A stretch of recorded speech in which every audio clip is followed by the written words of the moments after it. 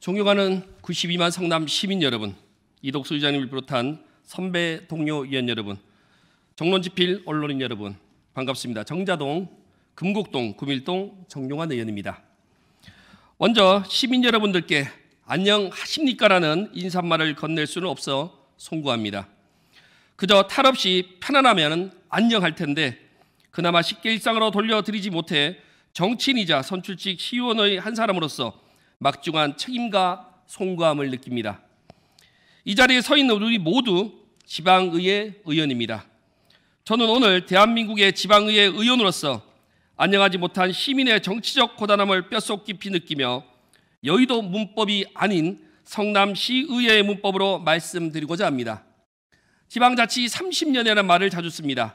1991년 지방의회 개원 이래 지난 33년간 지방자치단체 사무비율은 국가사무의 34%에 이르렀고 지방자치 법구 입법량은 94년 4만 6천 건에서 2021년 11만 6천 건으로 2.5배 증가하였습니다.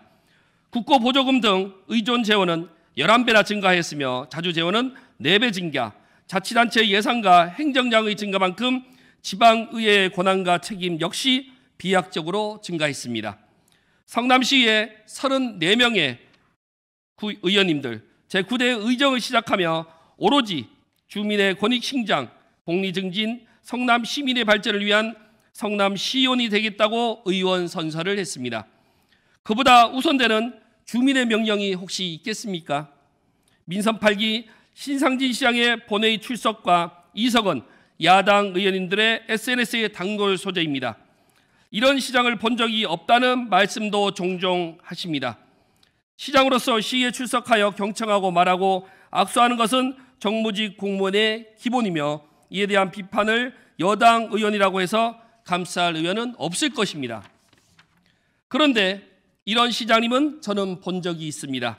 민선 5기 이재명 시장은 직접 의회에 공문을 보내 공무원의 당연한 의회 출석을 문제 삼았고 본회의장에 출석하겠다는 공식 보도자료를 일방적으로 배포했습니다. 민선 6기 이재명 시장은 총 69회 본회의 중 31회 거의 절반을 불수석하였으며 도지사 출마를 앞둔 2017년에는 총 24회 본회의 중 16회 불출석, 고작 33% 출석률을 보였습니다. 민선 8기 신상진 시장은 그래도 70%의 출석이니 다행이라는 것은 아닙니다. 과연 지금의 시장이 혹시 33%의 출석을 보였다면 지금 이 본회의장이 열리지 않았을 테라고 저는 생각합니다. 당시 시장 불출석을 비난하는 야당 의원을 향해 같은 당 시의원은 이런 말씀도 하셨습니다. 성남시청에는 시장만 있는 게 아니라 시장만 붙잡고 있지 말고 부시장, 구청장을 불러 시급한 것은 처리할 줄 아는 시의회가 되라고 말했습니다.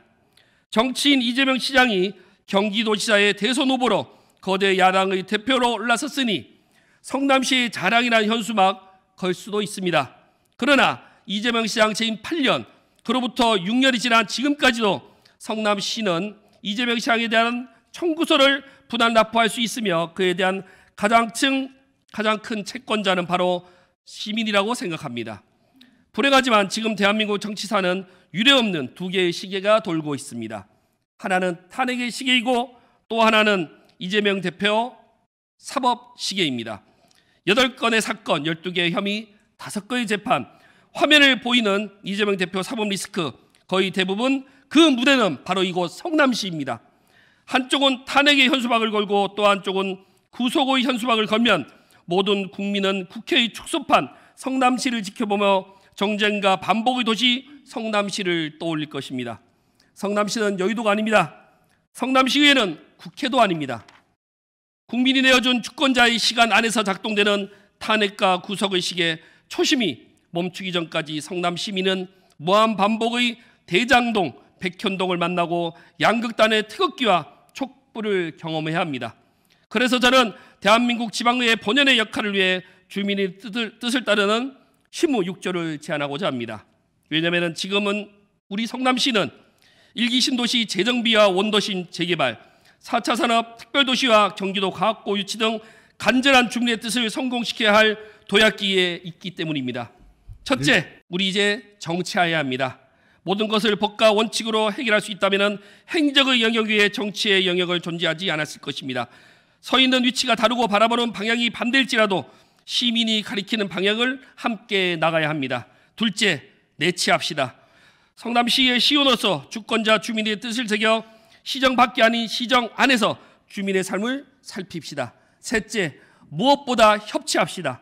어차피 새의 양날개가 균형을 맞춰 날 수 있다면 하나를 주면 하나를 얻는 과정이 곧 정치 아니겠습니까?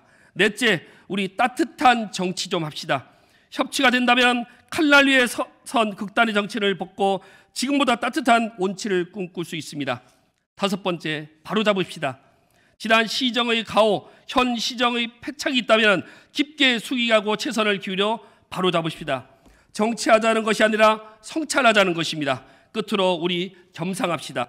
서로 다른 식구지만 귀심한 성남 시민이 차려준 밥상 그 테이블에 앉아 한 끼를 못 먹고 번번이 걷어찬다면 그렇다고 독상을 차려주지 않은 그동안 주권자라는 것을 우리는 모두 잘 알고 있기 때문입니다. 우리 아직 1년 6개월이라는 겸상이 남아 있습니다. 끝까지 경청해 주셔서 감사합니다.